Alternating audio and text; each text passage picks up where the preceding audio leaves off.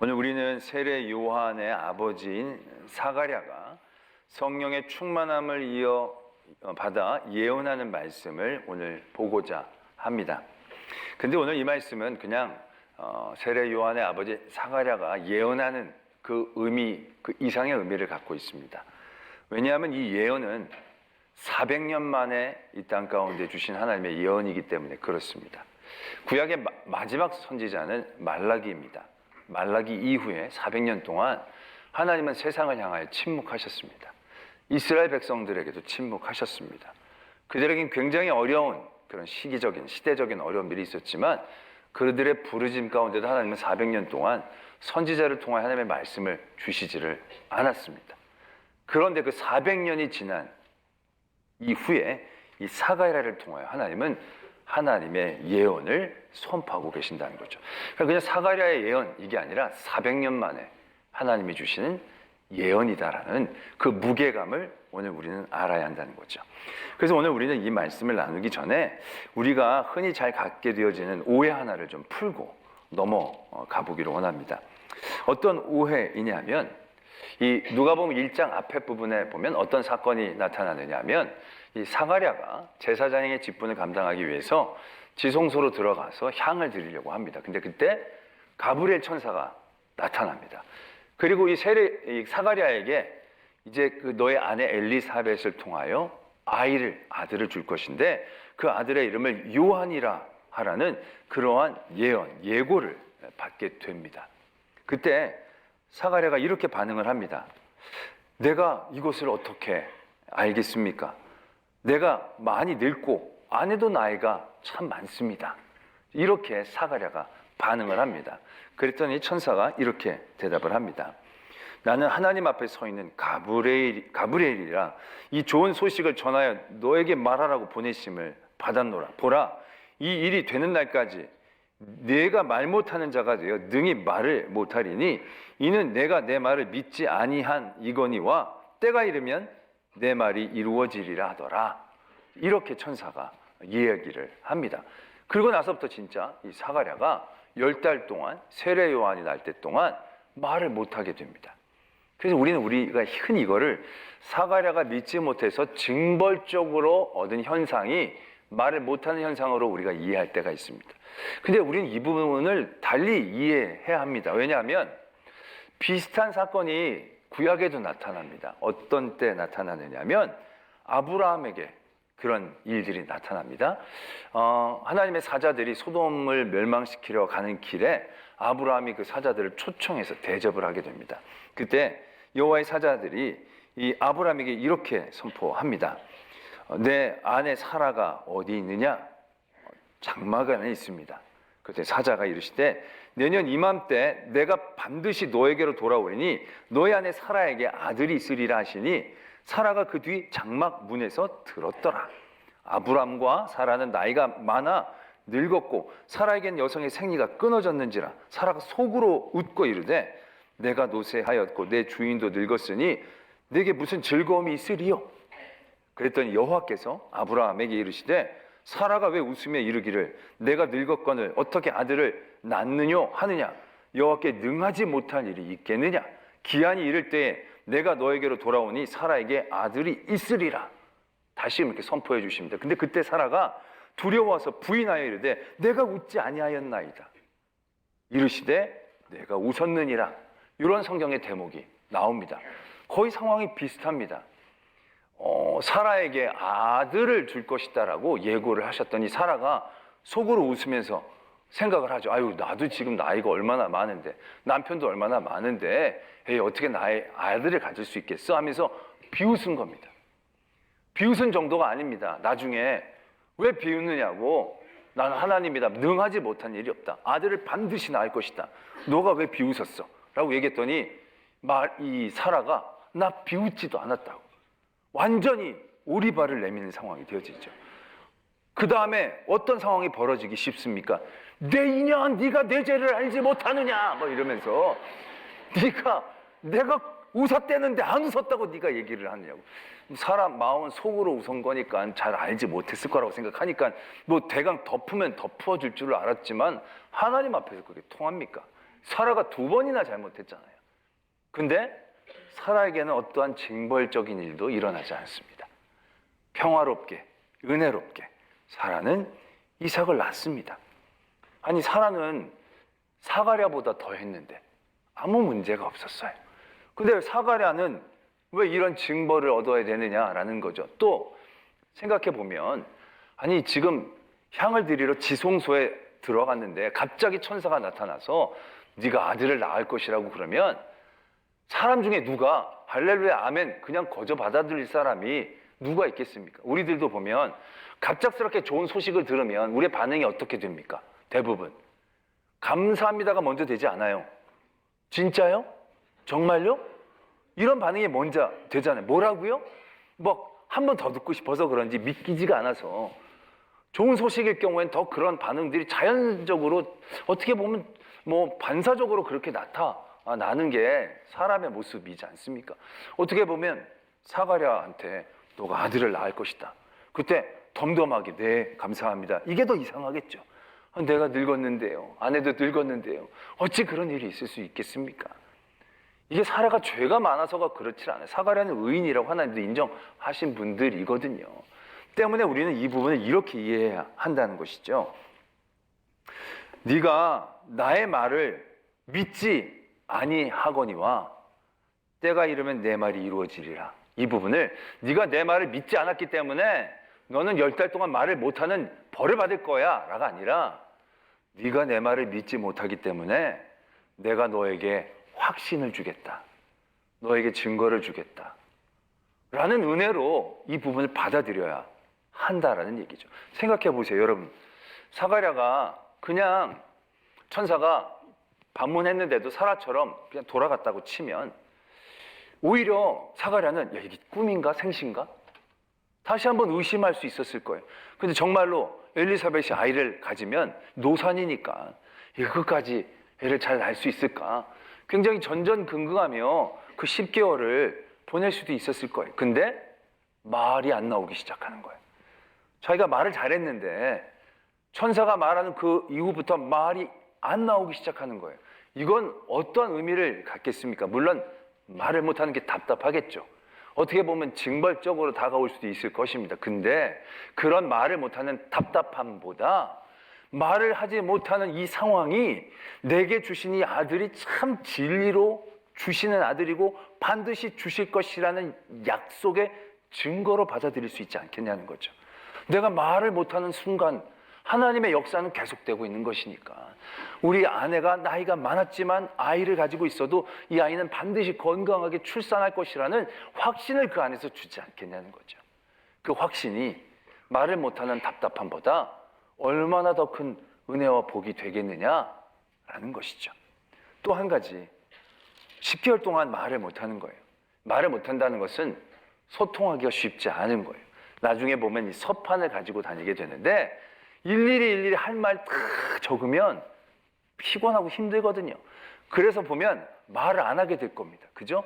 필요한 말만 하고 웬만한 말은 하지 않고 오히려 자기 혼자 있는 시간들을 많이 갖게 될 거예요. 사람들과 얘기 덜 하고 세상과 소통하지 않으면 어떤 현상이 자연적으로 일어나겠습니까? 더 하나님을 깊이 묵상하는 시간들이 늘어날 수밖에 없을 것입니다. 이런 현상과 자기에게 주신 은혜에 대하여 더 하나님을 깊이 찬양하는 일들 가운데 그 10개월 동안 더 집중할 수 있는 은혜가 사가랴에게 임했다라고 우리는 볼 수 있다는 것입니다. 이것이 400년 만에 하나님이 예언을 주시는 그 사람이 바로 사가랴가 된 것과 전혀 무관하지 않다는 거죠.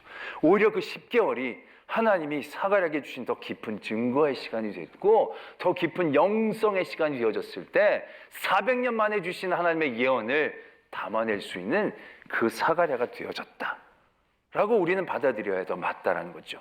그래야 그 다음에 사가랴가 받는 이 예언이 얼마나 귀하고 아름답고 옳은 것인지 벌로 받고 10개월 동안 말 못하다가 은혜를 받아서 예언하는 게 아니고 10개월 동안 하나님의 증거를 붙잡고 하나님의 깊은 영성의 자리를 얻었던 사가랴가 400년 만에 받은 예언의 말씀이 오늘 우리가 보게 되어지는 이 말씀의 무게감이다라는 것을 우리는 분명히 아셔야 한다는 거죠.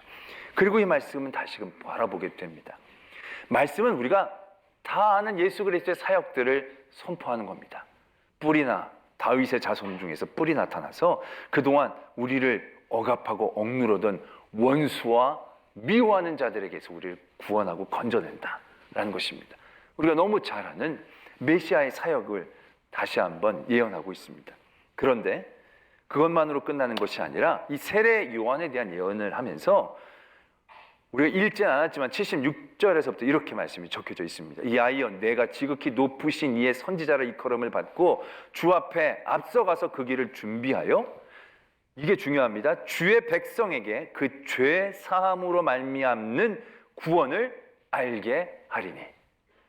다시 한번 읽습니다. 그 죄 사함으로 말미암는 구원을 알게 하신다는 겁니다. 원수와 우리를 미워하는 자에게서 구원해 주시는 그 구원이 궁극적으로 가장 큰 은혜가 되어지는 건 죄사함으로부터의 구원을 받게 하는 것입니다.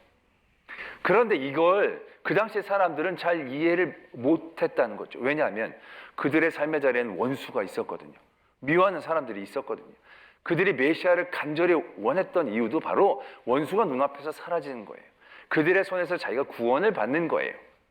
그런데 예수님이 오셔서 그 기대를 가지고 예수 그리스도를 바라봤는데, 예수가 가지고 계시는 그 구원의 핵심은 원수와 미워하는 자에게서 구원해 주시는 것이라고 하셨는데, 정말 궁극적으로는 죄사함을 통하여 우리를 구원해 주신 그 일이었다는 거예요. 자기들이 바랬던 것과 많이 결이 달라지게 되는 거죠. 그 기대가 실망이 되고 분노가 되어집니다. 그래서 예수님을 십자가에 못 박는 데까지 그들이 앞장서게 되어지는 그런 모습이 나타나게 된다는 거죠. 그렇다면 왜 원수와 미워하는 자에게서 구원해 주신다고 하면서 또 왜 죄사함을 받는 구원을 말씀하시느냐? 이게 다른 구원이 아니에요. 이게 같은 구원이에요. 원수와 미워하는 자에게서 구원해 주신다는 이 모습의 궁극적인 모습이 죄사함의 구원이다라는 것을 분명하게 하나님은 사가랴를 통하여 우리에게 말씀하고 계신다는 거예요. 원수와 미워하는 자에게서 우리를 구원해달라는 간구와 그런 은혜에 대한 감사가 제일 많이 적혀져 있는 말씀이 시편입니다. 다윗의 시대에 그런 원수와 미워하는 자들에 대한 고통과 간구들이 많았다는 거죠. 근데 그때 다윗이 원수라고 얘기했던 그 주적의 개념이 있었는데, 그 주적이 누구였느냐 하면 블레셋이란 민족입니다. 블레셋이 참으로 끈질기게 이스라엘 민족을 괴롭혔고 원수처럼 수백 년을 지나오게 됩니다. 원래 처음부터 원수가 된 건 아니에요. 아브라함 때부터 블레셋 민족은 언급이 되어지는데 그때는 꽤 사이좋게 잘 지냈습니다. 근데 언제부터 원수가 되어지느냐 하면 사사기 시대부터 원수가 됩니다. 삼손 시대 때부터 블레셋이 이스라엘을 괴롭히고 다스리기 시작합니다. 또 엘리 제사장 때에는 블레셋이 공격을 해와서 성궤를 뺏어가기도 합니다. 사울 시대에는 끊임없이 블레셋과 전쟁이 있었습니다. 그리고 결국 사울은 블레셋과의 전쟁 가운데 사망하게 되어지죠. 다윗 초기까지 블레셋은 끊임없이 이 다윗을 공격해 온 그런 역사가 말씀에 적혀져 있습니다. 그런데 우리가 그 역사를 바라보면서 왜 블레셋이 이스라엘의 원수가 되었을까라는 것을 생각해 봐야 합니다. 물론 이렇게 경계를 이 지역이 서로 맞닿아 있기 때문에 그런 이해관계 때문에 싸울 수밖에 없었겠죠. 근데 다른 민족도 있었거든요. 암몬도 있었고 모압도 있었고. 그런데 그런 족속하고는 원수가 된 게 아닌데 왜 하필 블레셋이랑만 원수가 되었을까? 뭔가 역사에 무슨 원한이 있는가? 우리는 블레셋이 왜 이스라엘과 원수가 되었는지를 말씀을 통해 알아볼 수 있습니다. 사사기 13장 1절에 이런 말씀이 적혀져 있습니다. 이스라엘 자손이 다시 여호와의 목전에 악을 행하였으므로 여호와께서 그들을 40년 동안 블레셋 사람의 손에 넘겨주시니라. 이렇게 적혀져 있습니다. 둘의 원한이 있어서가 아니에요. 블레셋이 특별히 악하기 때문이 아니에요. 그 전까지 블레셋은 꽤 사이가 좋게 지냈다고 얘기해도 과언이 아니에요. 근데 왜 갑자기 블레셋이 돌변을 해서 이스라엘을 공격하고 40년 동안 그들을 괴롭혀서 그 이후로도 원수된 그런 사이가 되었나? 성경은 그걸 분명히 얘기하고 계십니다. 블레셋이 이스라엘의 원수가 아니라 그들 스스로의 죄가 블레셋을 원수로 만들었다는 것입니다. 그들이 하나님 앞에 죄를 졌기 때문에 하나님이 그 블레셋을 사용하셔서 그들을 징계하시는 그러한 말씀을 우리는 보게 된다는 거죠. 그 뒤의 모습도 다 그렇습니다. 엘리 제사장 때 전쟁에 있어서도요, 그때 성궤를 빼앗기게 됐는데 그때도 괜히 블레셋이 전쟁을 치르면서 문제가 생긴 게 아니라 엘리 제사장의 아들 홈니와 비느하스가 굉장한 죄악을 저지르게 됩니다. 이스라엘 민족도 전쟁 가운데에서 좀 불리하게 되니까 성궤를 이용해서 자기네들이 승리를 거두려고 합니다. 총체적인 죄악 가운데 하나님은 그들을 깨트리시고 깨우치시기 위해 블레셋이 전쟁을 일으키게 하신 것입니다. 사울 전쟁 때도 마찬가지죠. 마지막 사울의 전쟁에서 사울과 사울의 아들들이 대부분 전사합니다. 그 전쟁이 왜 일어났습니까? 하나님이 사울과 사울의 집안에 내리셨던 그 징계를 이루시기 위해 블레셋이 사용되어진 겁니다. 왜냐하면 블레셋이 원수였지만 늘 나쁘게만 사용되어진 건 아니었거든요. 사울이 왕이 되고 2년째 블레셋이 이스라엘을 공격해 왔습니다. 근데 그때 요나단이 활약을 해서 아주 큰 승리를 거두게 됩니다. 그 승리 이후에 이 사울 왕이 상비군을 조직하고 왕권을 제대로 세우면서 나라의 기틀을 다지게 되어집니다. 또 중간에 보면 골리앗이 쳐들어온 그런 사건이 있죠. 골리앗이 쳐들어와서 이스라엘 민족을 모욕하게 됩니다. 근데 그때 어떠한 일들이 벌어지게 됩니까? 다윗이 그 골리앗을 이김으로 큰 승리를 거두고 드디어 전면에 등장하게 되어지는 사건으로 블레셋이 사용되어지고 있다라는 얘기죠. 나중에 이 다윗이 사울에게 쫓겨다니며 이스라엘 내에는 피할 곳이 없게 되니까 어떻게 됩니까? 블레셋 왕에게로 도망을 치게 됩니다. 그리고 그 밑에서 보호를 받게 되어지는 그러한 사건 또한 있다는 거죠. 블레셋이 원수였으면 늘 나쁘게 하고 늘 안 좋은 일들만 있어야 되잖아요. 그러나 그렇지 않았다라는 거예요. 그러나 블레셋이 득세하고 블레셋이 이스라엘을 괴롭혔을 그때 가장 핵심적인 상황의 모습은 블레셋이 강하고 원한이 많이 있어서가 아니라 이스라엘의 죄가 많았기 때문에 하나님은 블레셋을 통하여 이스라엘을 징계했고자 블레셋이 전쟁을 일으켰다는 사실들을 우리는 발견해야 한다는 것입니다. 우리는 원수라고 생각할 때 원수가 가장 우리의 큰 문제라고 생각을 해요. 그런데 그 원수가 왜 원수됐는지를 우리는 먼저 바라볼 수 있어야 한다는 것이에요. 블레셋이 없어졌을 때 이스라엘 민족에게 원수가 없어졌습니까?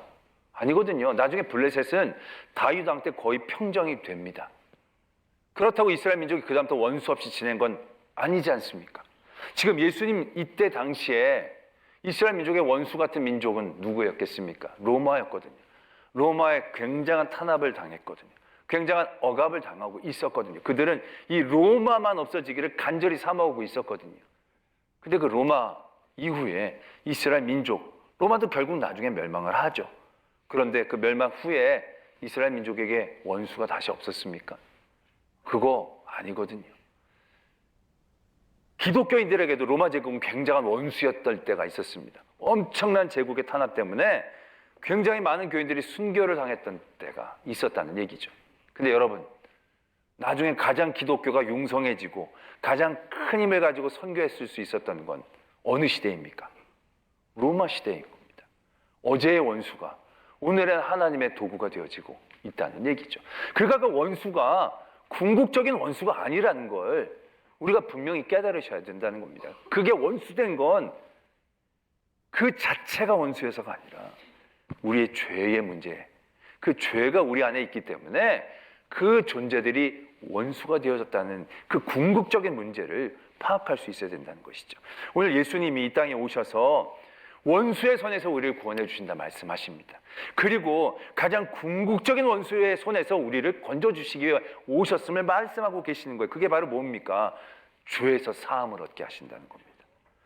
죄의 문제가 해결되지 않으면요, 세상 모든 것이 우리의 원수가 됩니다. 죄의 문제가 해결되지 않으면 아무리 좋은 것도 원수가 됩니다. 내가 죄 가운데 빠져 있으면 돈도 내 원수가 되고요, 친구도 내 원수가 되어집니다.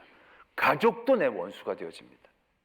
모든 게 내 원수가 되어지지만 내 죄의 문제가 해결되어지면 모든 게 원수가 되지 않습니다. 아까도 블레셋이라는 존재가 사울에게는 원수 같은 존재가 되는 거예요. 왜? 자기의 죄의 문제가 해결되지 않으니까. 그 죄 때문에 계속 블레셋은 불끈불끈 일어나게 되어지는 거죠. 늘 그들을 끊임없이 괴롭히게 되는 거죠. 그러나 하나님을 의지하여 죄의 문제 가운데에서 자유로울 수 있었던 다윗에게 블레셋은 언제나 디딤돌이었어요. 수없이 많이 블레셋이 쳐들어왔지만 그때마다 다윗은 전쟁에 나가 승리하며 다윗이 죽인 사람은 만만이라고 얘기하며 사람들의 칭송을 받기 시작한 거예요. 그 골리앗을 무너뜨리면서 사람들에게 각광을 받는 자리에 들어서게 되는 거죠. 또 블레셋에게 들어가 피신할 수 있는 그러한 은혜도 누릴 수 있었다라는 얘기죠. 결국 그 문제가 해결되어졌을 때 원수는 원수된 게 아니라 하나님의 도구가 되어진 역사가 일어나죠. 그 죄의 문제가 해결되지 않으면 우리의 삶의 자리에서는 끊임없는 원수를 만날 수밖에 없다는 것을 우리는 분명히 알아야 한다는 것이죠. 그래서 예수님은 그 원수의 손에서 우리를 건져내시기 위해, 그 원수의 손에서 우리가 하나님 앞에서 자리를 지켜내기 위해 이 땅에 오셨다는 것을 우리가 분명히 깨달아야 한다는 것이죠. 우리의 모든 상황은 다 원수가 아닌 거예요. 세상 사람들이 얘기하는 그 원수도 내 안에 죄의 문제가 해결되고 그리스도의 사랑으로 자신감이 붙으면 하나님이 나에게 복 주시려는 통로야. 내가 당하는 삶의 엄청난 장애, 원수 같은 장애, 그 장애도 내 안에 죄의 문제가 해결되어지면 징벌적으로 오신 것이 아니라 이 일들을 통한 또 다른 하나님의 은혜, 영광으로 받아들여지게 되는 거예요. 그래서 우리가 이제 다음 해 이제 1월 달에 오는 그 박위라는 우리 청년분도 사고로 인해서 반신불수가 되거든요. 그러나 그 일들 가운데에서도 얼마나 놀라운 하나님의 일들이 이루어지고 있는지를 우리가 곳곳에서 경험할 수 있지 않냐는 거죠. 미워하는 자도 마찬가지예요. 우리가 미워하는 자의 그 자리에서 구원하고 벗어날 수 있는 방법과 길이 어디 있어요? 우리가 살면 미움 받는 사람들 많잖아요. 미워하는 사람들 많잖아요. 난 잘못도 없는데 괜히 미워하는 사람들 만나잖아요. 여러분들은 없어요? 아무도 관계를 안 하시는 거예요? 관계를 하다 보면 막 미움을 왜 자꾸 나를 미워하는지 모르겠는 거예요. 그 나를 미워하는 사람, 그 사람에 대한 내 마음을 어떻게 우리가 해결할 수 있어요? 정말로 내가 한 대 때려줘야 속이 시원할 경우들이 많잖아요. 날 미워해서 한 대 때리면 일이 끝나나요? 시원해지긴 하죠, 한순간은. 그러나 맞은 사람이 가만히 있나요? 더 미워하면 그 다음에 그 미움을 또 풀기 위해서는 주먹을 한 대 때려야 되겠죠. 그러다 보면 악이 악으로 계속 오고 가게 되면 나중엔 찌르든지 베든지 쏘든지 하지 않으면 해결되지 않는 그러한 구렁텅이로 빠질 수밖에 없을 거예요. 그런데 예수 그리스도가 우리 안에 오시면 그 죄의 문제 가운데에서 우리가 해방함을 얻게 되어지면 우리가 그들을 다시 바라볼 수 있죠. 그들을 불쌍히 여길 수 있는 마음이 우리 안에 있게 되어지는 거예요. 죄에 대한 사함이 있을 때 그들을 불쌍하게 여기고 그들을 위해 기도할 수 있는 그런 여유가 우리 안에 생기는 거예요. 그게 그 미워하는 자에게서 구원받는 자리이고 그건 예수 그리스도를 통해서만 우리에게 주어질 수 있는 놀라운 은혜이고 현실적인 복이다라는 것을 우리가 분명히 깨달아야 한다는 것입니다. 오늘 예수 그리스도의 이 땅에 오심을 통하여 하나님의 샤가를 통하여 그 은혜가 얼마나 놀라운 은혜인지 오늘 우리에게 말씀하십니다. 원수와 미워하는 자의 자리에서 구원하시고 우리가 하나님의 앞에 이렇게 늘 기쁨으로 예배할 수 있는 이 실제적이고 현실적인 은혜가 우리에게 늘 임하게 될 줄로 믿습니다. 눈앞에 보이는 원수와 미워하는 자들에게서 시선을 떼고 내 안에 내 죄를 보고 예수 그리스도를 통하여 미워하는 그 미움에서부터 나를 벗어나게 할 때 오늘 우리에게 오신 아기 예수를 통한 온전한 은혜와 능력, 복 누리는 성도가 되어질 줄로 믿습니다.